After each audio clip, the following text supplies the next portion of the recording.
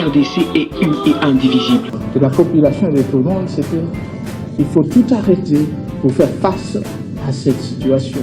Et que nous ferons de cette terre richement bénie un réel havre de paix, de prospérité et de progrès social.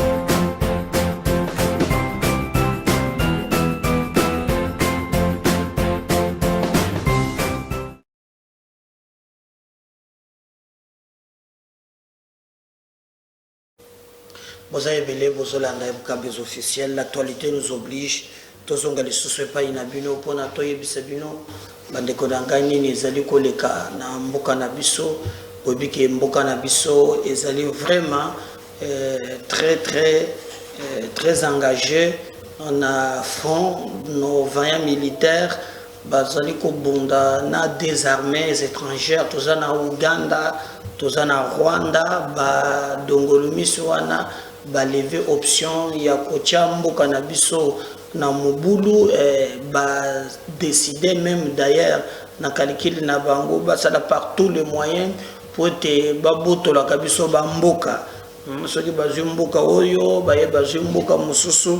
Mais notre armée azali vraiment ko lâcheté armée na biso ali ko bunda ko zala vraiment sur terrain pour na ko la kisaki non il est armée moko professionnel pe armée moko ko sala musala malamu boyebaki ki uta vendredi route nationale numéro 2 à partir ya ba midi et koyaki na maboko ya ba M23 a otozolo ba lobby dimanche bitumba esalamaki makasi armée na biso détermination na bango baye ba récupérer route nationale numéro 2.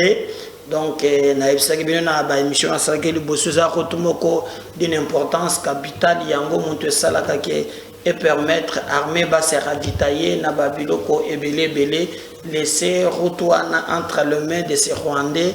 Eza lokola tozo yebeloko tozali kolukate. Bravo, félicitations na ba force ya défense et sécurité ya mboka na biso ba telema ki pe batie ba dongolomis wana ya ba Rwandais libanda détermination ya armée na biso et sali lelo et boti ba résultat to récupérer route nationale numéro 2 mais ba localité mususu ezana toujours na ba Rwandais na ba Ougandais et na ebisaki bino ke awa tozolo ba awa attention na ba information bazo pesa parce que ba information comme biso Rwanda na Ouganda ba créer ba page Facebook ba créer ba chaîne na bango YouTube. Non seulement ça ba recruter même ya bato ba recruter awa yo comme na ba groupe ou comme na ba page mutozo partager ba information parce que ba bibitu avec la guerre aussi médiatique.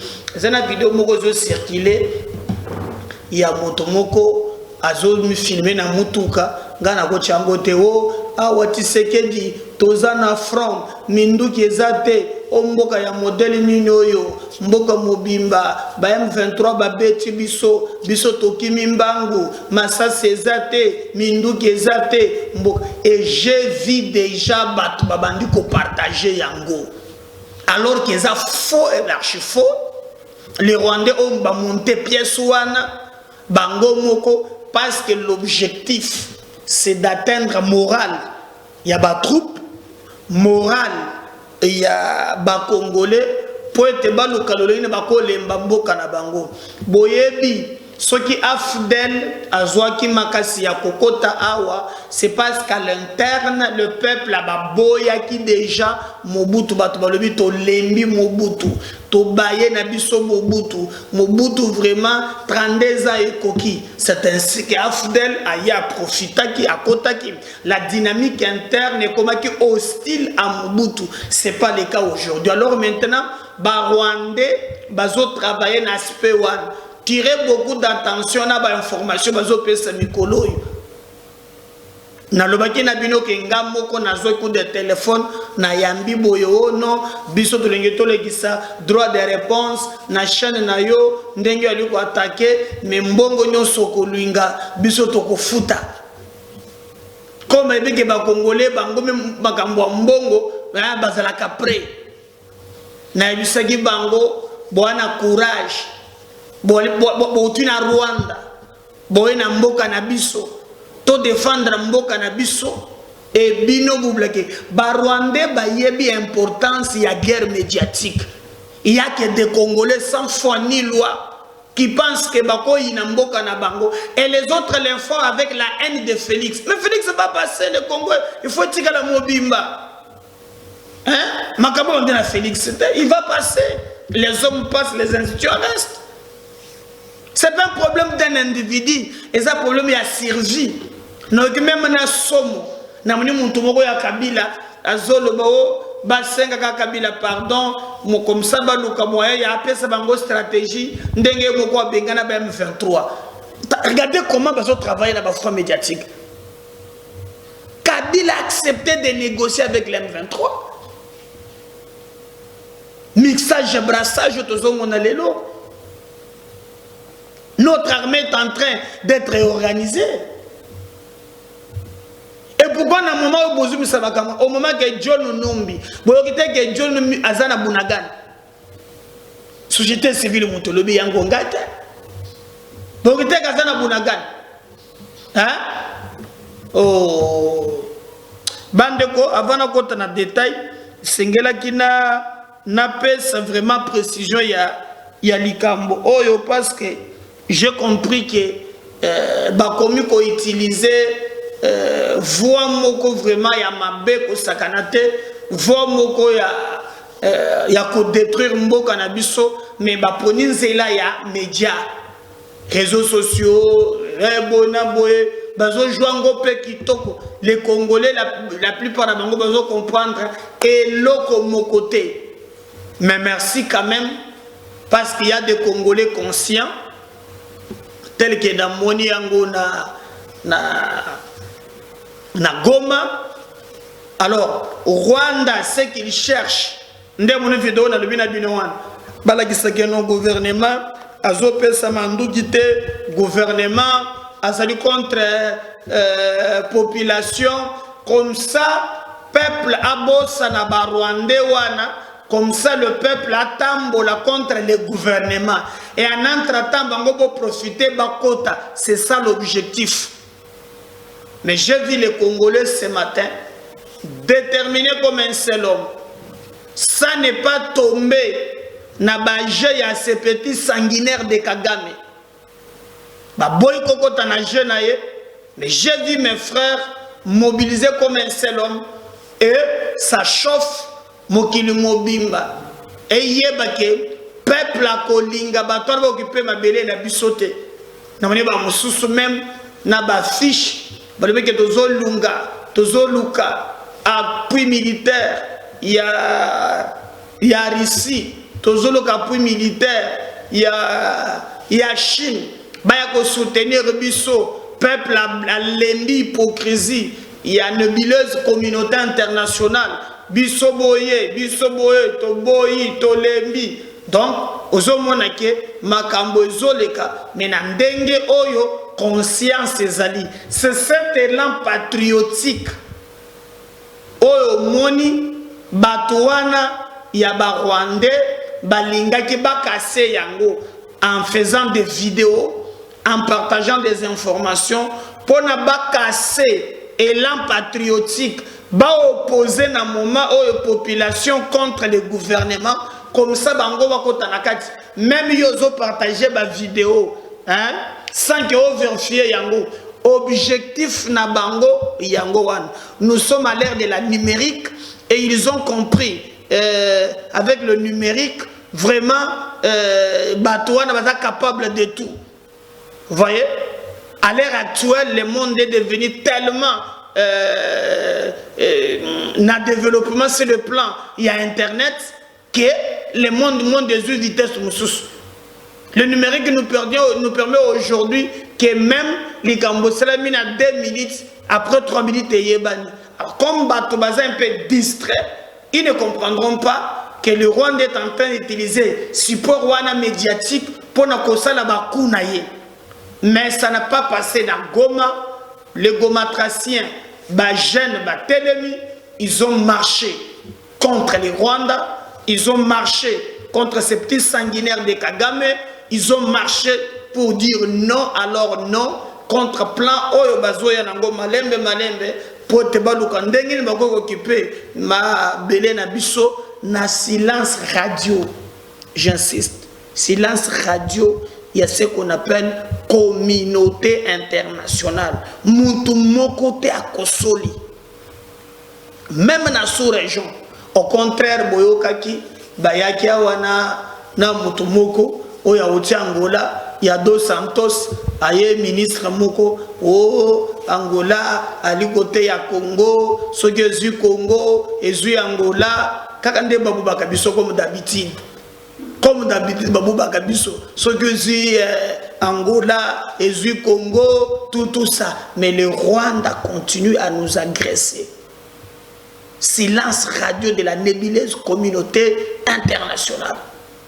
Mais les Congolais ont manifesté à Goma. Ils ont dit niet, devons barrer la route. Na bato oyo, devons barrer la route. Na manso mazali koleka. Nous devons barrer la route. Na ba Ougandais, na ba Rwandais, pe ba kitaki na nzela, bande kolangai, na za sima, ya ba acte ya boye. J'encourage, hein? En tout cas, pour nangai, c'est le makaka na gomate, et ça les ma partout, hein? Nous voulons vraiment, tout le monde a cet élan patriotique, et ça les ma pote mboka na biso, et bana kokende le bosso. Alors, TV za radio te, na zaliko senga na voldia zali na machine ye moto a kotala bilili atali sabino ndenge nini makambo maleka ki na tongo wana Goma boni babilenge ba papa ba mama bandeko na ngai ba koti na je ya ba Rwandete ba bimina balabala pona kotelemela Rwanda kotelemela Uganda kotelemela batu nyonso baza sima na ye bayeba ke Congo na biso tokokabola yango na moto ata eteni mokote parce que Congo eza ya biso et toko défendre yango. Ensuite, on va revenir juste après cet élément et nous allons continuer émission na biso si je parle le même langage avec Voldi à côté le élément et nous allons revenir juste après cet élément pour te continuer Nemkabez officiel, votre chaîne de vérité, surtout au cœur de l'actualité. On revient. Yoza Congolais, Oza na Congo central, Goma Zara Balabala, pour protéger intégrité territoriale. Azoloba, ala na l'essence ya kopesa munguna yeba ki makambo kotambola boete. C'est grave, c'est grave, c'est grave. C'est vraiment grave, je vous dis. L'armée a rassuré, namoni basoda na biso bazo ken.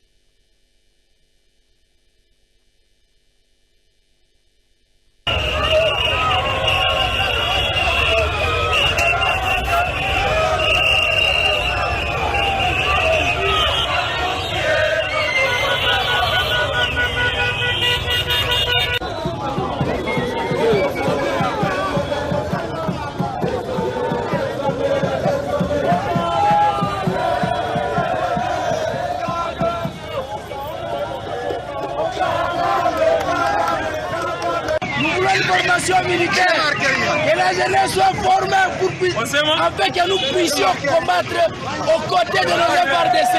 Il est grand temps que la jeunesse congolaise soit formée sur le plan militaire.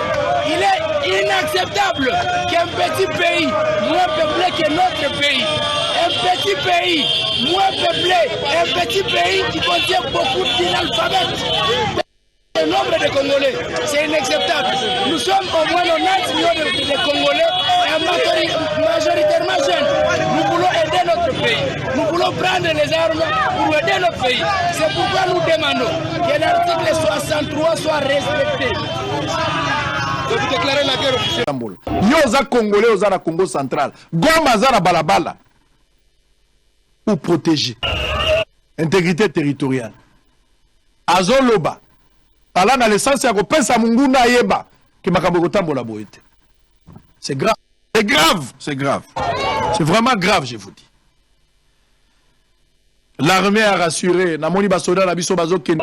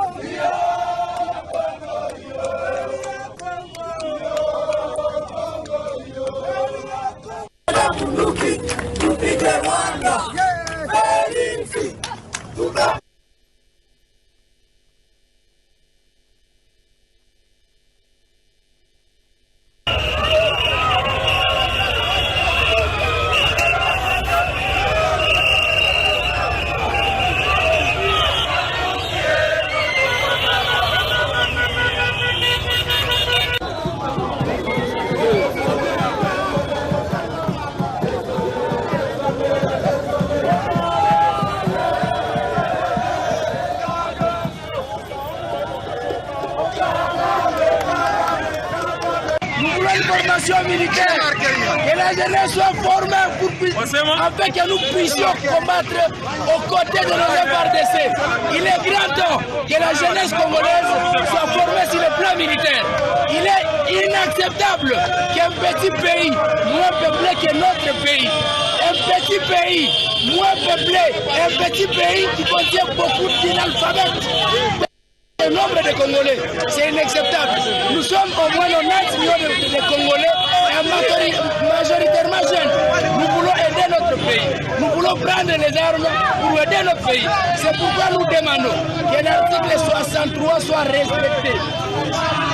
Donc vous déclarez la guerre officielle.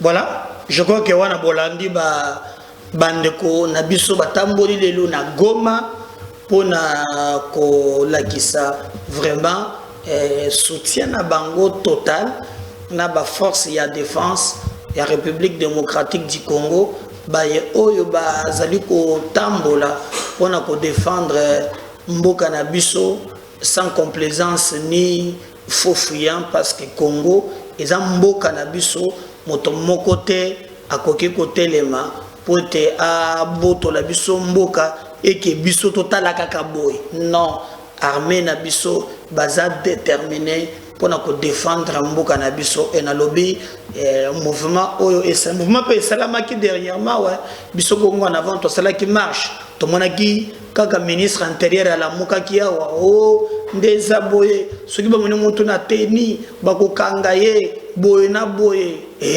balalisa ki ela oyo tozwaki pote makambo tambola très bien.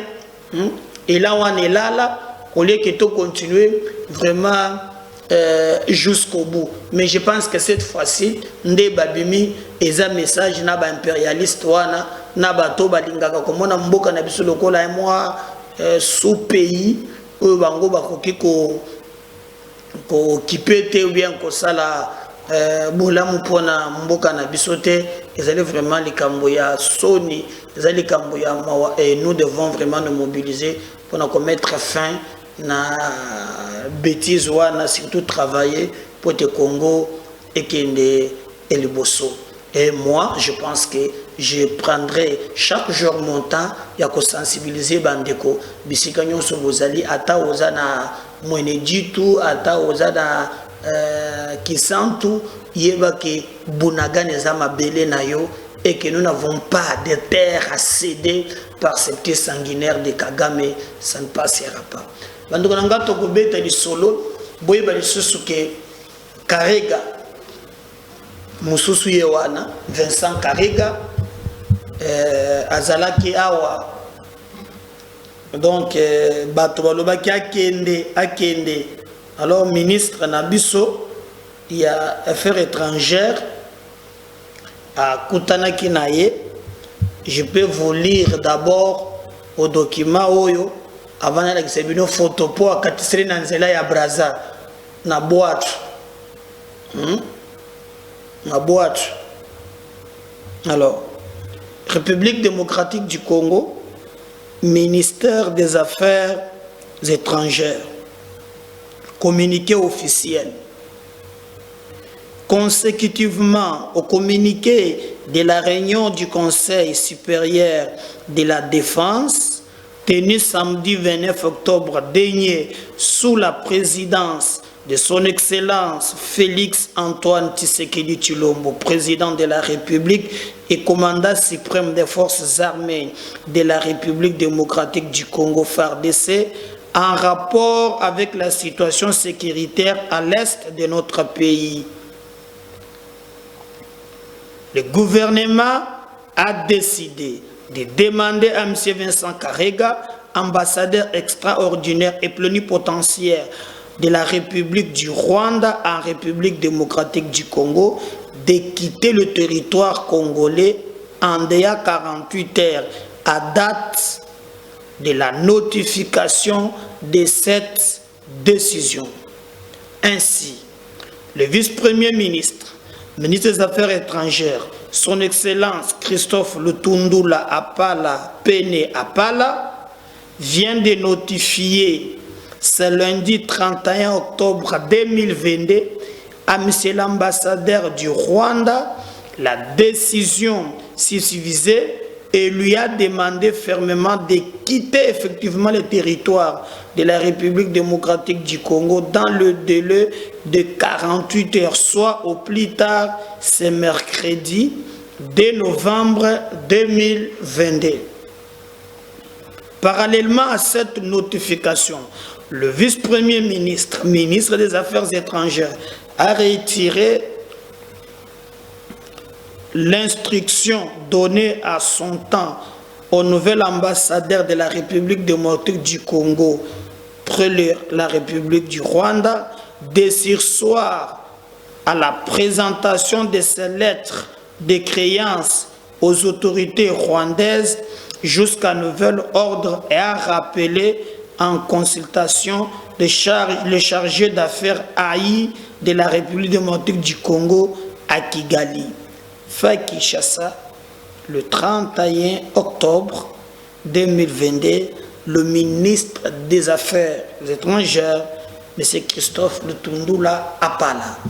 Donc, Awa Ezali, je crois, tobetaki lisolo toyebisaki bino ke na compte karandi oyo gouvernement esalaki esengelaki balongola na awa na mboka na biso Vincent Karega alongwa mabele na biso akende tango bauti na conseil supérieur ya sécurité basilisi nde maintenant ministre affaires étrangères mukanda oyo bazotiela bino yango akomi atie pona koloba ke non Karega sala mwa mbango soki okoumela awa tu mokolo ya mercredi mais Vincent Karega pe azeli te tu tokoma mercredi po ete atambola.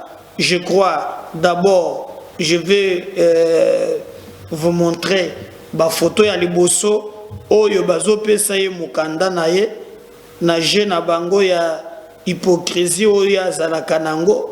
Voilà, je crois na bozo mona zana bureau ya Christophe Lutundula o bozo mona wana zozo lettre na ye ya koyebisa ye ke non longwa awa lukana yo nzela kozonge pa na bino bokende po boza ba criminel boza vraiment ba sanguinaire makila ya ba congolais pa na bino ilobaka na bino eloko mokote.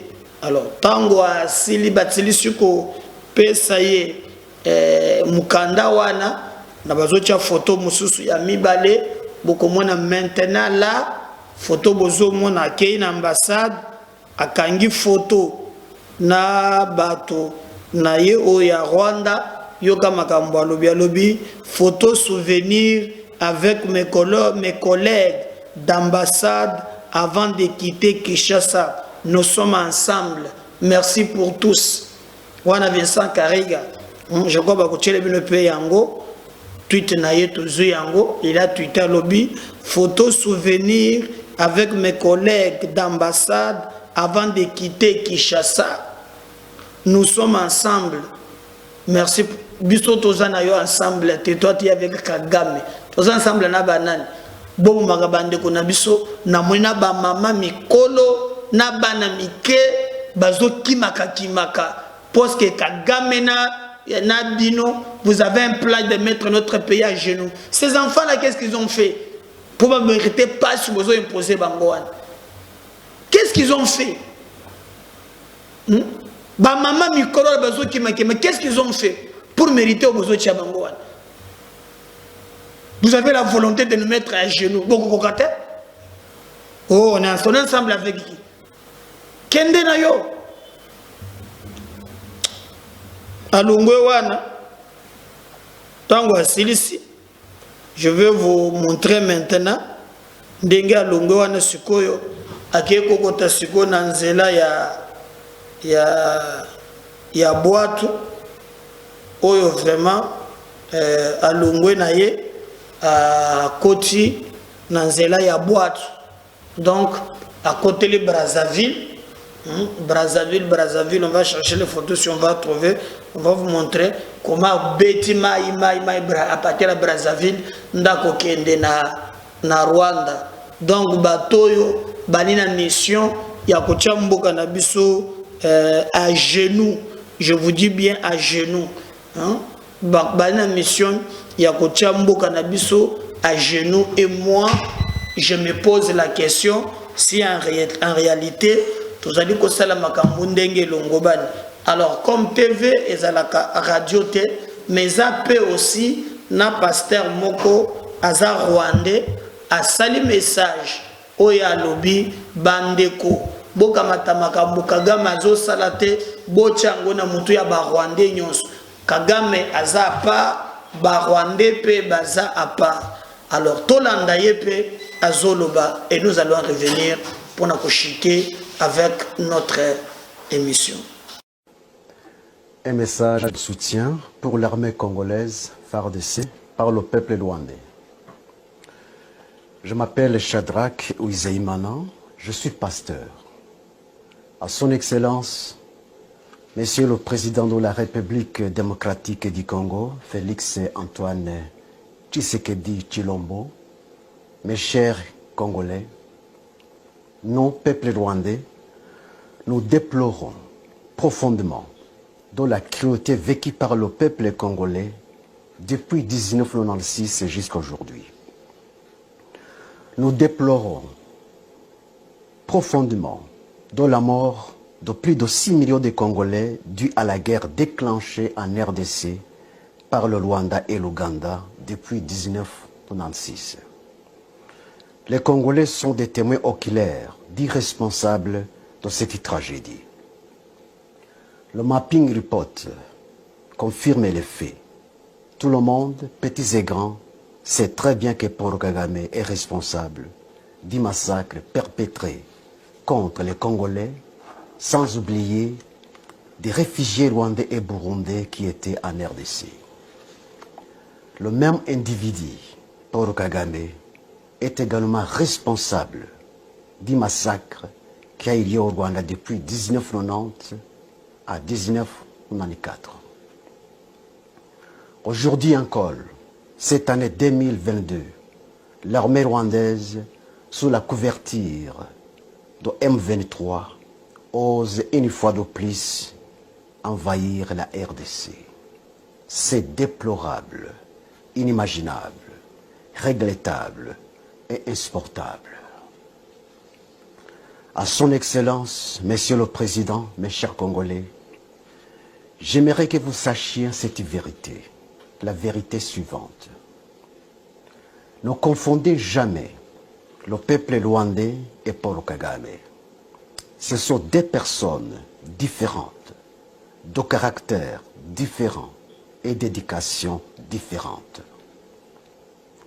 Si vous acceptez de comprendre cette vérité, regardez le caractère et l'éducation du peuple rwandais, non pas dans le miroir de ce régime sanguinaire, tyrannique, totalitaire, despotique et génocidaire de Paul Kagame, mais dans le miroir du régime sociable et paisible de Habyarimana Juvenal.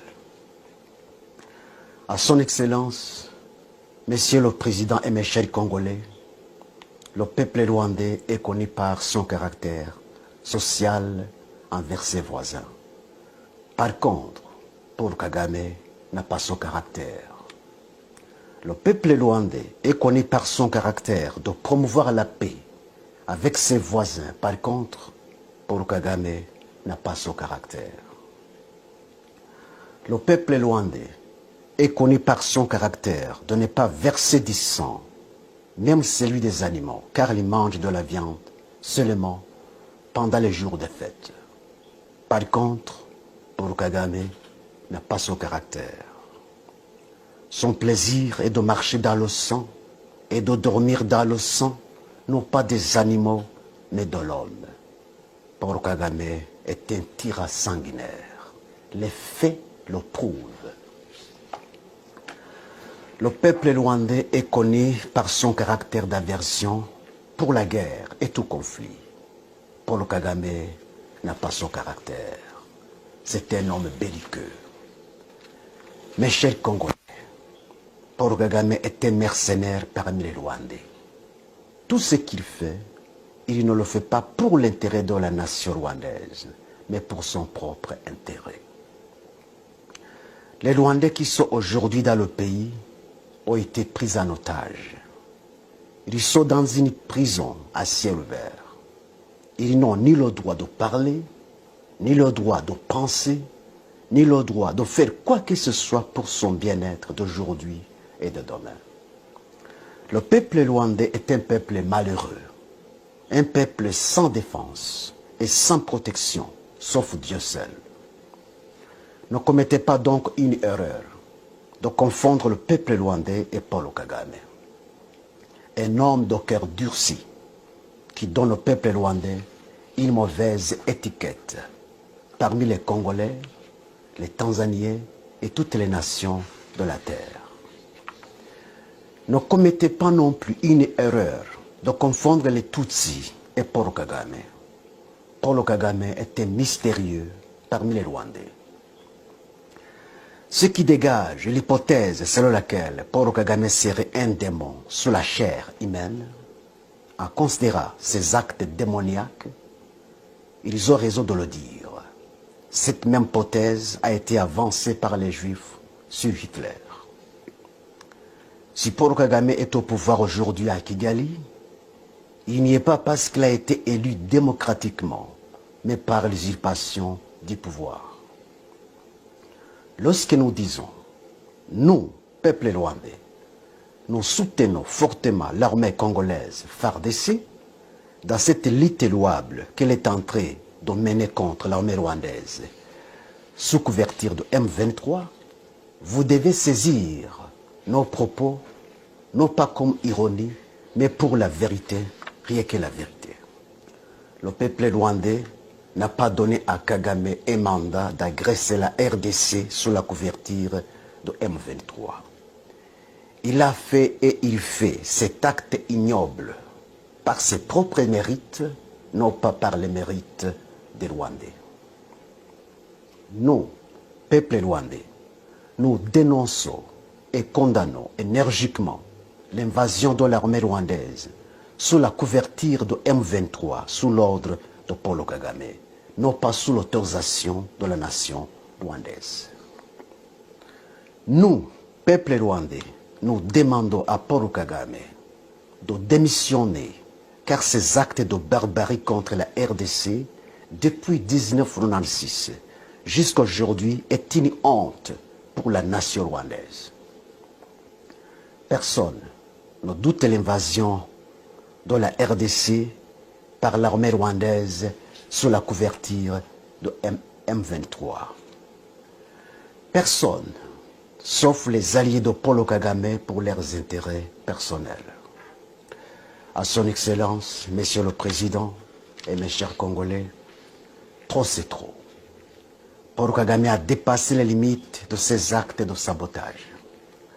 Aujourd'hui, à son Excellence, Monsieur le Président et mes chers Congolais, vous devez donner une leçon irréversible à Paul Kagame et son régime despotique pour ne plus envahir la RDC une fois de plus.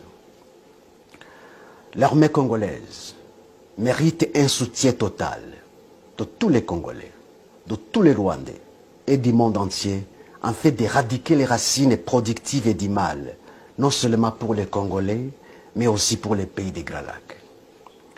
Aujourd'hui, c'est une occasion opportune que Dieu offre aux Congolais pour sécuriser pour toujours, non seulement le Congo, mais aussi les pays des Grands Lacs qui sont déstabilisés par Paul Kagame et Museveni depuis 1990 jusqu'à aujourd'hui. Paul Kagame, un homme qui s'est fait Dieu en Afrique.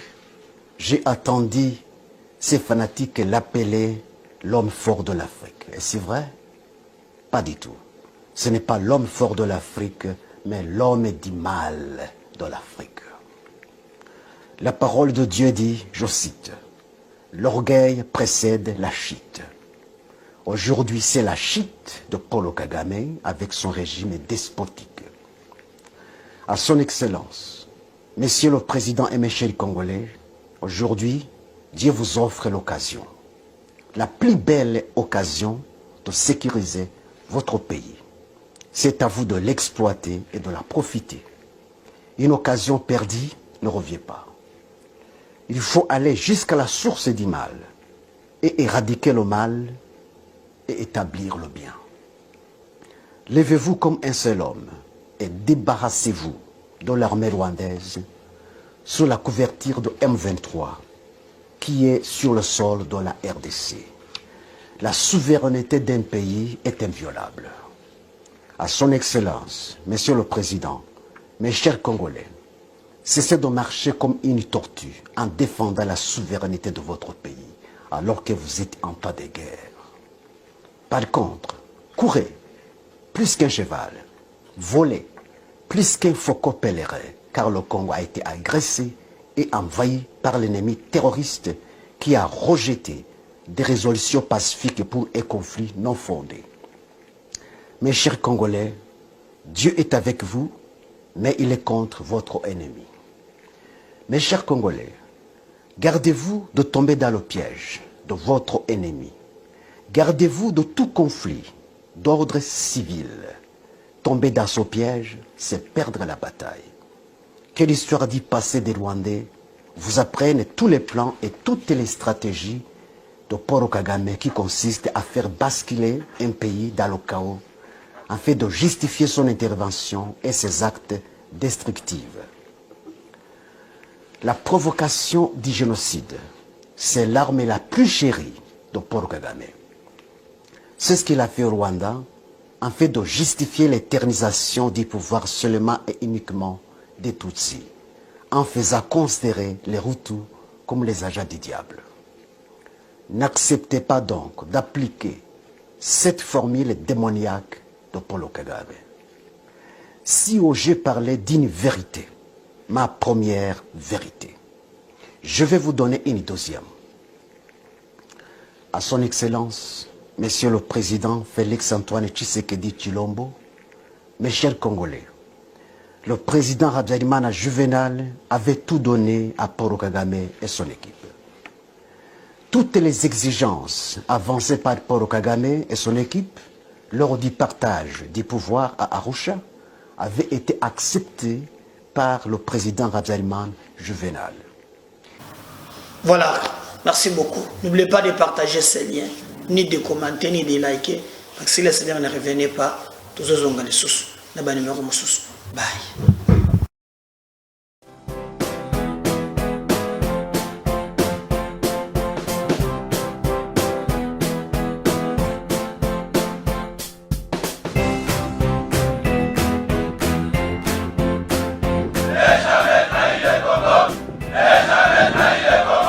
La RDC est une et indivisible. De la population et de tout le monde, c'est qu'il faut tout arrêter pour faire face à cette situation. Et que nous ferons de cette terre richement bénie un réel havre de paix, de prospérité et de progrès social.